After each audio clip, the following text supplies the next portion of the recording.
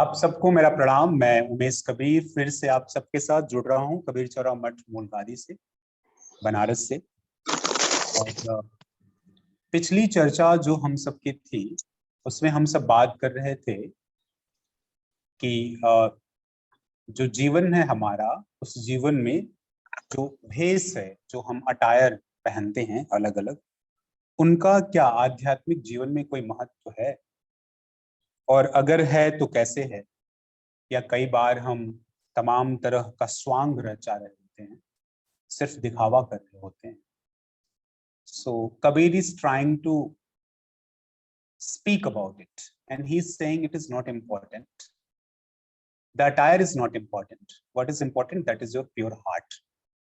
So somehow Kabir is also trying to tell us, the people who are busy in pump and show, they wanted to show that they are looking nice because they have put on some certain attires, अलग अलग colour के कपड़े पहनकर, और फिर एक तरह से धार्मिक बनकर जो लोग आपके सामने आते हैं उसके बारे में वो बात कर रहे हैं, और बड़ी ही अच्छी व्याख्या करते हैं और इस बात को बताते हैं कि किस तरह से जो वेश है वो प्राइमरी नहीं है, वो सेकेंडरी है।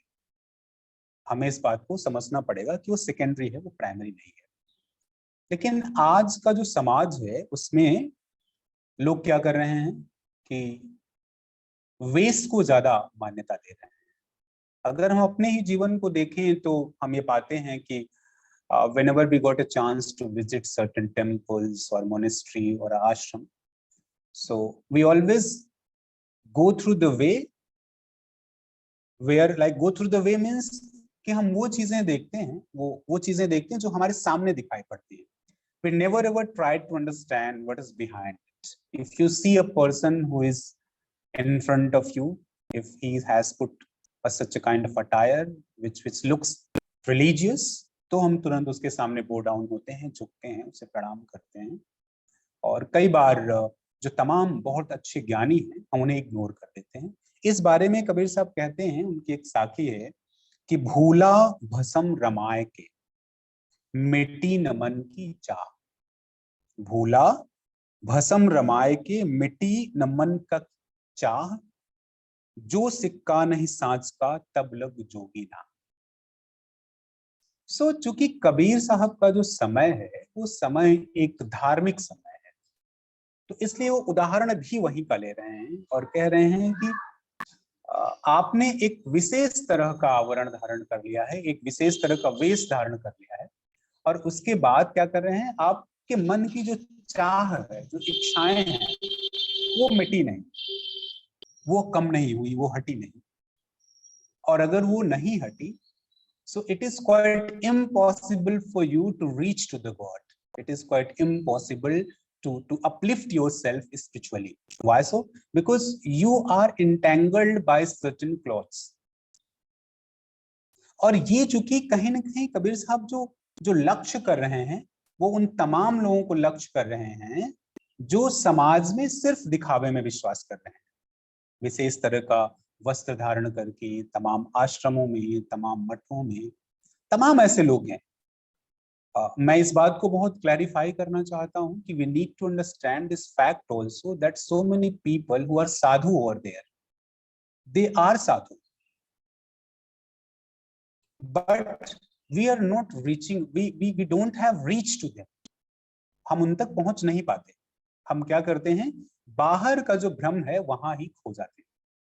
And this is the reason, this is the reason that so many temples and monasteries and ashram is being defamed by them.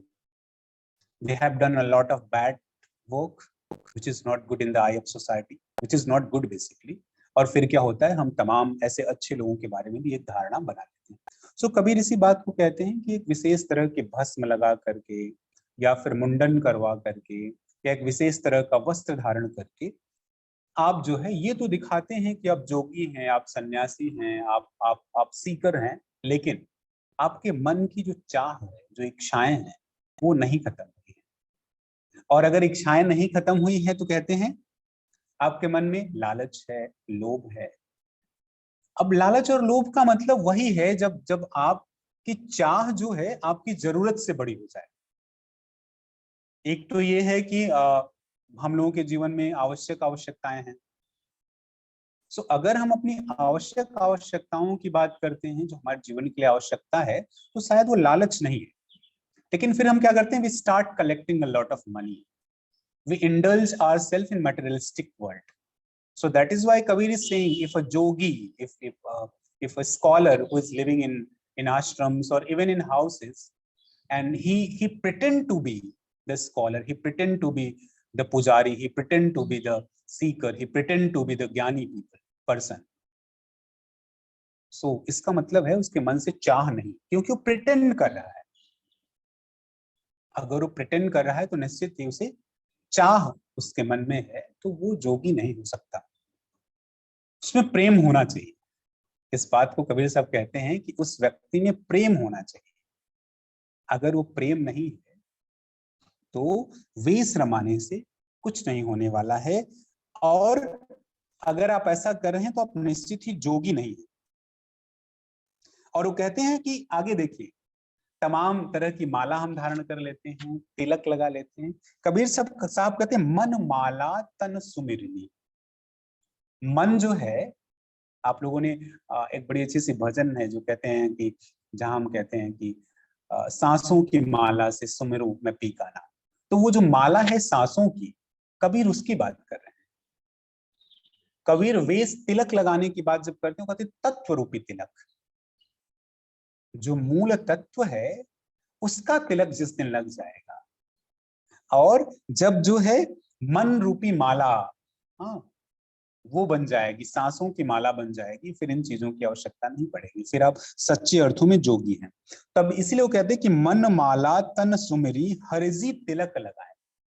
मन जो है वो माला बन जाए, तन जो है वो सुमिरनी बन जाए, और हरि ईश्वर जो है, वो तत्व ईश्वर जो स्वयं जब तिलक बन जाए, तब क्या होगा, तब जो है आप अलग नहीं रहेंगे, तब वही हो जाएंगे, तब उस तत्व का ज्ञान हो जाएगा. इस बारे में कबीर साहब बात कर रहे हैं.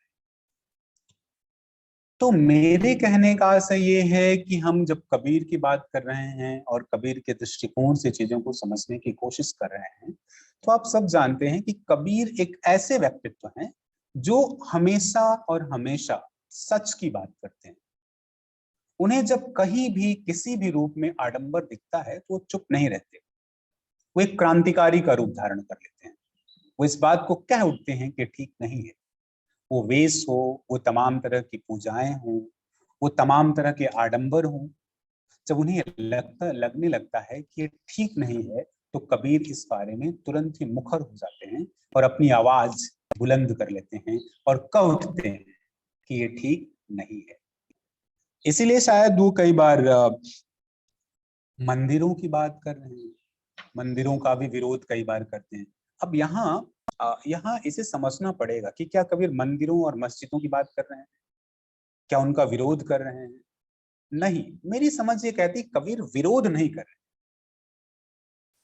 वहां जो एक विशेष तरह की परंपरा हो गई है, जो ईश्वर को एक विशेष रूप से विशेष लोगों के लिए जब रखा जा रहा था, कबीर उसका विरोध कर रहे थे. यही कारण है कि जब वो कह रहे थे पाथर पूजे हर मिले तो मैं पूजू पहाड़. So he was questioning people. He was not saying don't go in temple. He was not saying don't go in mosque or masjid. He was saying कि अगर पत्थर पूजने से हरि मिल जाए तो मैं पहाड़ पूजूं. So कई बार जब कबीर की बात आती है तो हम लोग इस तरह का तमाम विरोध भी प्रस्तुत करते हैं कि कबीर ने तो इस तरह की बातें की जो बिल्कुल सार्थक नहीं है. सार्थक हैं, क्योंकि कबीर जब बात कर रहे हैं, विशेष तरह के अटायर का विरोध कर रहे हैं, विशेष विरोध कर रहे हैं, या कह सकते हैं क्वेश्चन कर रहे हैं, और वो कह रहे हैं इस बात को कि इन सब चीजों से ऊपर हटो, इन सब से ऊपर चले जाओ. जब आप ऊपर चले जाएंगे, then you will be able to understand the importance of purity. So Kabir was trying to tell us the importance of purity.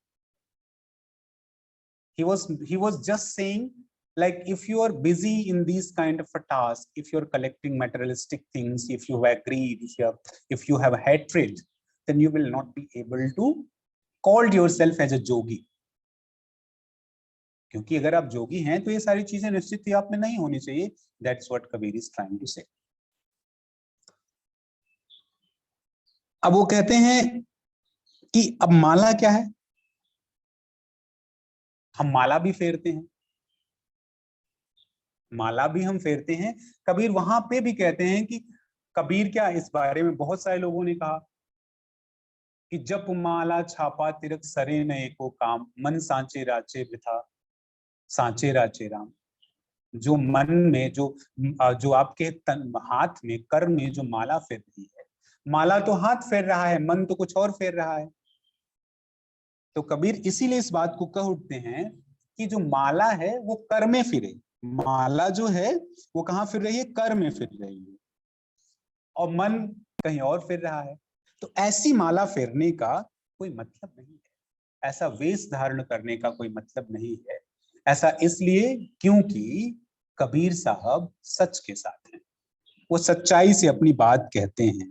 देखिए कहते हैं कि कबीर साहब कहते हैं कि हम तो जोगी मन ही के, तन के हैं ते और। अब यहाँ कबीर साहब अपनी बात भी कह रहे हैं कि हम तो जोगी मन ही के, तन के हैं ते और, मन को जोग लगावता दशा भई कछ और। कह रहे हैं कि हम तो जोगी मन के, हम तो मन से जोगी हैं, हम तन से जोगी नहीं हैं। तन के हैं ते और, वो कह रहे हैं कि हम मन के जोगी हैं, जो तन के जोगी हैं वो कोई और लोग हैं। हम तो मन से जोगी हैं, मन को जोग लगावता दशा भई कछ और। वो कह रहे हैं जिस दिन मन को जोग लग जाएगा उस दिन स्थिति कुछ और हो जाएगी, बात कुछ और हो जाएगी। और इसी बात को कबीर साहब हम सबको समझाने का प्रयास कर रहे हैं। जोगी शब्द क्यों है, जोगी का क्या मतलब है? अगर हम इसे अपने ही अर्थों में समझने की कोशिश करें तो जोगी कौन होता है और क्यों होता है, ये कुछ प्रश्न है ना। बार बार कबीर साहब जोगी की बात कर रहे हैं कि मन को जोगी कर लो, तन को जोगी करने का कोई फायदा नहीं। तो जोगी का मतलब वही है जो अपने वास्तविक स्वरूप में जीने लगे। ये बहुत इंपॉर्टेंट विषय है, हमें समझना पड़ेगा कि हमारा जो वास्तविक स्वरूप है क्या हम उसमें जी रहे हैं। हमारा वास्तविक स्वरूप प्रेम का है, घृणा का नहीं। लेकिन what are we doing? We are collecting a lot of hatred from our society. We are listening we are listening those kind of people who's talking about hatred, and we are collecting a lot of hatred. But what is our real sense? Our real sense is love. हमारा जो वास्तविक स्वरूप है वो क्या है, प्रेम है। अगर हम अपने ही जीवन को देखने की कोशिश करें तो जब हमारा जन्म हुआ तो हम क्या थे, हम और आज हम क्या है। जैसे जैसे हम बड़े होते जाते हैं, समाज जो हमारे चारों तरफ फैला हुआ है उस समाज द्वारा बनाए गए नियमों को, बनाई गई परिभाषाओं को हम इकट्ठा करते जाते हैं। कई बार हम उसी तरह के इमोशंस इकट्ठे करते जाते हैं और फिर हम क्या बनते हैं, हम एक पुतला बन के रह जाते हैं, घृणा का पुतला। तो जोगी वो है जो अपने वास्तविक स्वरूप में रहे, जो समाज की इन परिभाषाओं से प्रभावित ना हो, वो जोगी है। तो जोगी करने का मतलब है अपने वास्तविक स्वरूप में होना। इसलिए कबीर साहब कह रहे हैं कि आपको मन को जोगी करना है। एक साधारण इंसान, क्या जब हम पैदा हुए तो हमारे मन में लालच था? पता नहीं था, भी नहीं था, मुझे लगता है नहीं था। बचपन को अगर हम सभी याद करें तो बचपन में हमें किस बात का लालच होता था? जब हम थोड़े बड़े हुए हमने देखा तो लालच हुआ। कई बार आइसक्रीम खाने के लिए जब पैसे चुराए तो वो शायद लालच नहीं था, वो इनोसेंस था। बट आज हम देखें तो हम क्या कर रहे हैं, हम अपने वास्तविक स्वरूप से काफी दूर होते जा रहे हैं। तो जो व्यक्ति अपने वास्तविक स्वरूप से दूर नहीं है, घर में रहकर अगर वो बूट पहनता है, कोट सूट पहनता है, ऑफिस जाता है, अपने परिवार के साथ रहता है, अपने बच्चों के साथ रहता है, तमाम चीजें करता है लेकिन अपने में स्थित रहता है, वो जोगी है। जोगी का कतई ये मतलब नहीं है कि वो विशेष तरह का वस्त्र धारण करे। वो यात्रा है, मैं उस यात्रा से इनकार नहीं कर रहा हूं, और ना ही मैं ये कह रहा हूं कि तमाम ऐसे लोग जो समाज को दिशा निर्देश दे रहे हैं, तमाम ऐसे लोग जो समाज को सही ढर्रे पे ले जाने की कोशिश करें, वो जोगी नहीं है। मैं सिर्फ कबीर के माध्यम से ये कहना चाहता हूं कि अगर विशेष तरह का वस्त्र धारण करके, विशेष तरह का तिलक लगा करके, विशेष तरह की माला पहन करके, विशेष तरह का वस्त्र धारण करके भी आप जोगियों की तरह नहीं हैं, तो ये ठीक नहीं। कबीर साहब यही बात कर रहे हैं। इससे तो बेहतर ये होगा कि आपका मन जोगी हो जाए, आपका तन जैसा भी है रहे, कोई फर्क नहीं पड़ता। तो इस बात को कबीर साहब बखूबी हमें बताने की कोशिश कर रहे हैं। इसीलिए वो कह रहे हैं कि हमें जो है मन को जोगी करना है, तन को बिल्कुल भी नहीं। तन से क्या फर्क पड़ता है, तन जैसा भी है कोई फर्क नहीं पड़ता, मन को जोगी करना है। इस बात को कबीर साहब कहते हैं। और फिर कहते हैं, देखिए, अगर वास्तव में आप ईश्वर तक पहुंचना चाहते हैं, उसे महसूस करना चाहते हैं, तो कहते हैं सेवक भाव सदा रहे। मन में भाव कैसा होना चाहिए, सेवा का, कि आप सेवक हैं। बहम न आने चित्त, किसी भी तरह का जो भ्रम है वो मन में नहीं आना चाहिए। सेवा भाव मन में रहना चाहिए और भ्रम कभी भी नहीं आना चाहिए। हमेशा और हमेशा जो यथार्थ है, जो सच है, उसके साथ अगर आप रहते हैं तो आपको यहाँ पे भी किसी तरह के वस्त्र धारण करने की आवश्यकता नहीं है। अब कई बार जैसे अब आप लोगों से तो यहाँ बात हो रही है, तो ये सारी बातें कबीर के माध्यम से कह पा रहे हैं, लेकिन हमारे यहाँ एक समाज ऐसा भी है, हमारे चारों तरफ एक समाज ऐसा भी है जहाँ विशेष तरह के नियम हैं, विशेष तरह की मर्यादाएं हैं, विशेष तरह के आश्रम हैं, विशेष तरह के गृहस्थ लोग हैं जो काफी भटके हुए हैं।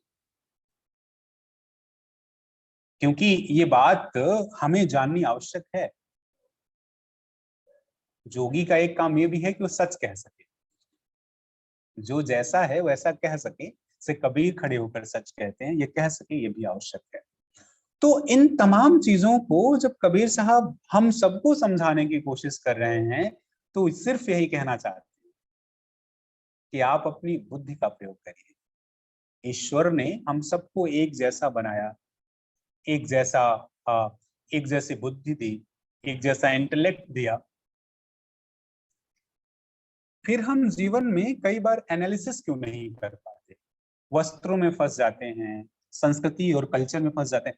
एक बहुत इंटरेस्टिंग चीज मैं किसी विषय पे मंथन कर रहा था, तो मैंने देखा कि आज तक जितने भी लोग बात कर रहे हैं वो सिर्फ मनुष्यों के सुधार की बात कर रहे हैं। आज से 5,000 साल पहले, 10,000 साल पहले जो संस्कृति बनाई गई, उसी संस्कृति की दुहाई, ये एक तरह का प्रश्न भी है। और ये इस पे थोड़ा कबीर से हम जुड़े हैं तो इस पे थोड़ी सी बात करनी आवश्यक भी है। हम क्या करते हैं, उसकी बात आज कर रहे हैं। हम सिर्फ व्यक्तियों को बदलने की बात कर रहे हैं। हमारे चारों तरफ जो जो लकीरें खींची गई, जो नियम बनाए गए, जो परंपराएं बनाई गई, जो समाज बनाया गया, हम उसे बदलने की कोशिश नहीं कर रहे हैं। ये बहुत आवश्यक तथ्य है। आप देखें, हमें लगता है, अगर हम एक उदाहरण किसी किसान का लें, किसान क्या करता है, वो कोई भी बीज ले आता है तो उस बीज को बोने से पहले मिट्टी का परीक्षण करता है। मिट्टी में कितनी नमी है और कितनी नमी की आवश्यकता है, इसका परीक्षण करता है। वह मिट्टी उर्वरक है कि नहीं है। मनुष्य क्या है, बीज है ना। हम कई बार जैसे भी बनते हैं, जो भी बनते हैं, वो हम अपने परिवेश के साथ भी तो उसका नाता है। आज देखिए, सारे प्रवचन, सारी कथाएं, सारी बातें सिर्फ और सिर्फ किस विषय पे हो रही हैं, इंसान के सुधार की हो रही है। जो हमारा समाज है, क्या जो आज से कई हजार साल पहले बनाया गया, क्या उसमें परिवर्तन की आवश्यकता नहीं? क्या उन नियमों को बदलने की आवश्यकता नहीं? ये कुछ प्रश्न है। इन प्रश्नों पे हमें विचार करना होगा। मैं इसका उत्तर आपको नहीं दे रहा हूं, लेकिन मैं ये बात जरूर कह रहा हूं कि आज से बहुत साल पहले, जैसे अभी एक दिन मेरे साथ बड़ा अच्छा हुआ। I was just got a chance to talk to the students who were studying in 12th and 11th standards. So I started talking to them, and when I was talking to them, and they have very beautiful questions. When they saw I have a different kind of attire like I used to put in ashram, then they were quite curious about it, that where from you come. And when I told you that I came from Kabir ashram, and then they have a question. And the one question was that a girl was there and she just stand up and she said, sir, tell me, why should I listen you? That was very nice question. उसने कहा कि मैं आपको क्यों सुनूं? 12th standard के बच्चे ने कहा कि हमें आपको क्यों सुनना चाहिए भाई, आप हमें बताइए। हमारा जो परिवेश है आपके परिवेश से बिल्कुल अलग है। आप एक आश्रम में रहते हैं, मैं घर में रहती हूँ। आप घर परिवार छोड़ के चले आए हैं, आश्रम में रह रहे हैं। मैं अपने माता पिता के साथ रहती हूँ, भाइयों के साथ रहती हूँ, पड़ोसियों के साथ रहती हूँ। आपकी समस्याएं मेरी समस्याओं से काफी अलग हैं। आपका झगड़ा नहीं होता होगा, मेरा तो होता है। आप मम्मी पापा की डांट शायद नहीं सहते होंगे, मैं तो सहती हूँ। तो क्या आप हमें कुछ ऐसा बताने वाले हैं, उसी ने बात का, क्या आप हमें कुछ ऐसा बताने वाले हैं जो हमारे परिवेश में काम आए? और ये जब मैंने बात अपनी शुरू नहीं की थी, उसके पहले की बात थी। मैं काफी खुश था इस बात से। उसका प्रश्न बहुत इंपॉर्टेंट था। वो कह रही थी कि ये तमाम जीवन जो मैं अपने चारों तरफ जी रही हूँ, वहां परिस्थितियां अलग है, वहां लोग अलग हैं। और उसका एक कहना यह था कि, और दूसरी चीज, क्या आप स्कूल गए हैं? अगर आप स्कूल नहीं गए तो विद्यार्थियों के साथ बैठकर जो समस्या है, उस समस्या को आप कैसे समझ सकते हैं? आप तो बड़ी आसानी से कह देते हैं कि हमें आपस में झगड़ा नहीं करना चाहिए। हम क्लासरूम में भी झगड़ा कर लेते हैं।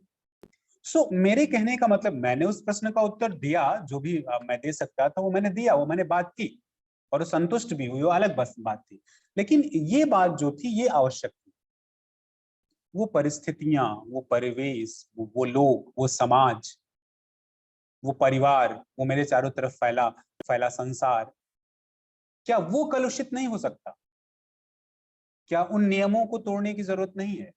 ये विषय है, ये विषय इसलिए आज है कि इसमें हम सब विचार कर सकते हैं, हम सब सोच सकते हैं कि कई बार हम अपने घर में बच्चों को, अपने पति को, पत्नी को, पड़ोसी को, उन पे सिर्फ लांछन लगाते रहते हैं, उनके बारे में बुरी बातें करते रहते हैं। We never ever try to understand their situation. Like if somebody has committed certain kind of crime or sin, what was situation behind them? Why have they committed that crime? We need to understand this term also. इसी तरह से जो धर्म की बात है, उन धर्म की बातों को समझने के लिए हमें उस संस्कृति, उस सभ्यता, उस कल्चर को समझने की जरूरत पड़ेगी। और सिर्फ व्यक्ति के परिवर्तन की बात नहीं होनी चाहिए, मुझे ऐसा लगता है। अगर कहीं कोई चीज जो हमारे लिए रेलिवेंट नहीं है तो उसमें भी परिवर्तन होना चाहिए। ये मेरा कंक्लूजन नहीं है, मैं फिर कह रहा हूं, ये मेरा प्रश्न अभी भी, इस विषय पर विचार होना चाहिए। और इसीलिए कबीर इस बात कहते हैं। आप देखें, मैं इस विषय पे क्यों आया, उसका एक बड़ा कारण ये था कि अगर मैं बात करूं, जैसे एक बड़ा ही मेरे जीवन से जुड़ा अनुभव है। मैं आश्रम में रहता हूँ और आश्रम में रहने के कारण एक विशेष तरह का टैग भी लगा हुआ है कि आप आश्रम में रहते हैं। जब भी मैं बाहर निकलता हूँ तो मेरे साथ कुछ छाप है।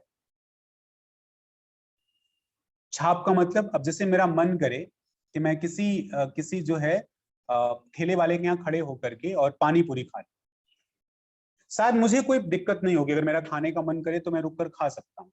लेकिन मेरे चारों तरफ जो लोग हैं वो मुझे 3 से 5 बार देखेंगे, अरे तो आश्रम में रहने वाला व्यक्ति जो है पानी पूरी खा रहा है। मतलब अगर मैं आश्रम में रहता हूं तो मुझे पानी पूरी ठेले पे खड़े होकर नहीं खाना चाहिए। क्या है ये? मैं कोई अपनी बात, आपसे कोई निंदा की बात नहीं कर रहा हूं। मैं कह रहा हूं, जैसे मैं अगर सपोज करिए मेरी कोई महिला मित्र है, भाई पुरुष हूँ, इंसान हूँ, समाज है, समाज में एक आश्रम में रहता हूँ, तो स्त्री और पुरुष दोनों से ही मेरा संबंध है, दोनों से ही बातें होती है, दोनों से मित्रता है। अब अगर मैं किसी स्त्री के साथ कहीं रेस्टोरेंट में बैठ के एक कप कॉफी पीने लगूं, तो आई हैव रियलाइज्ड कि जो लोग बैठे हैं वो अपनी अपनी कॉफी पे कम ध्यान दे रहे होते हैं, हमारे ऊपर ज्यादा ध्यान दे रहे होते हैं।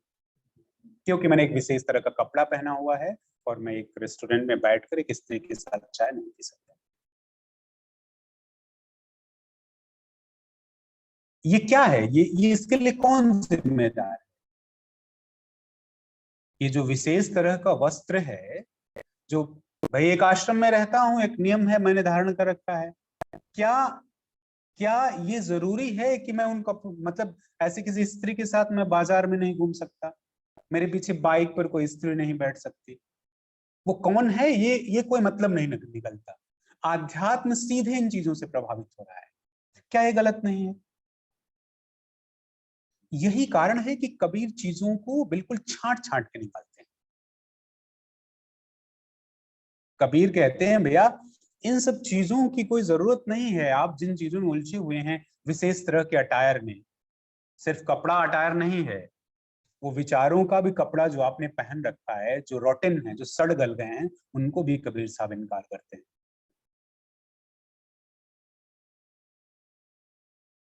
तो ये एक बड़ा आवश्यक प्रश्न है, ये बड़ी आवश्यक बात है जिसपे हम सबको विचार करना चाहिए कि हम लोगों ने एक जो विशेष तरह का टैग बना रखा हुआ है सबके लिए, उसे निश्चित ही बदलना चाहिए।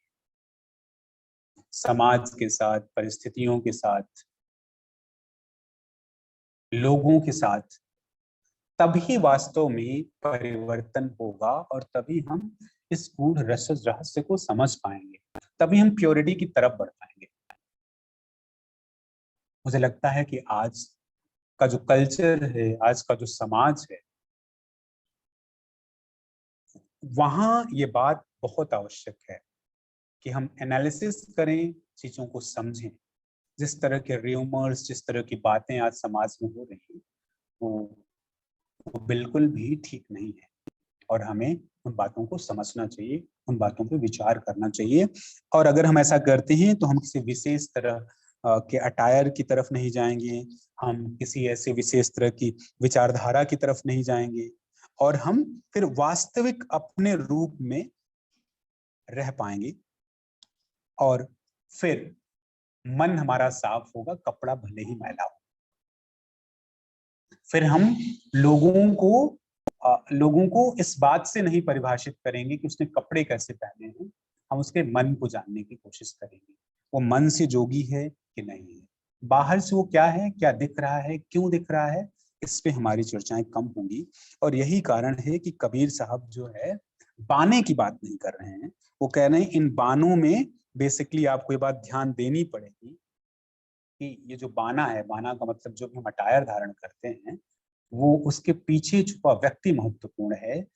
ये जो कपड़ा है, जो अटायर है, वो महत्वपूर्ण नहीं, जो क्लॉथ है वो इम्पोर्टेंट नहीं है। तो ये बात कबीर साहब करते हैं, जिसपे हम लोग जिस विषय पे चर्चा कर सकते हैं।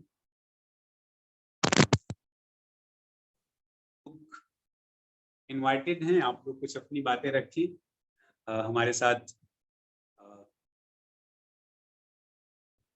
रविंदर जी हैं, सुहास जी हैं, और सीनियर स्टूडेंट से जो भी लोग हैं, अगर आप कुछ कहना चाहते हैं तो कहें।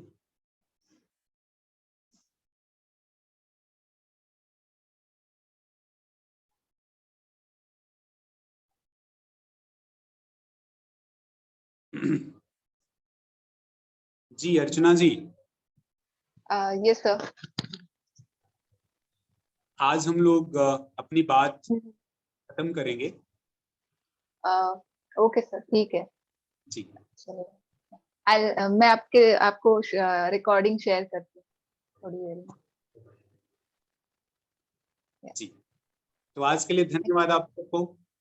थोड़ी थैंक यू टेक्निकल सर। के लिए क्षमा प्रार्थी नो हूँ। Problem, no problem sir.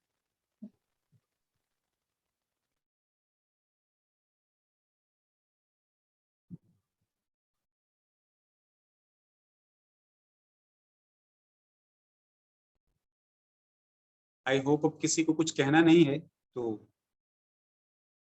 हाँ sir, we can end the meeting. Okay. Thank you.